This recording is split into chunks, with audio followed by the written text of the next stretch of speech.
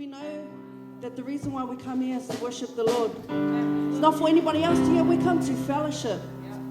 But first and foremost, it's to come to worship the Lord together. A whai o e paia tu sa uso. Po so tuangane foi o lo. Sau whano noa nei tai. Alosi e nei tai au ai tatou sauni wha foi mi inga le tua. E lima lani pese tatou wha ili o sauni e nei tai au. But we really want to just put on that heart of worship this morning. So if you feel like standing, if you're too late, if you're no for pule lava oi, ole me tu na tu ele tu e lolo tu. Let's just be free this morning to do what we feel. If you want to run around, do whatever you want in the name of Jesus Christ, that's fine. But let's just all worship the Lord freely this morning. In Jesus' name, amen.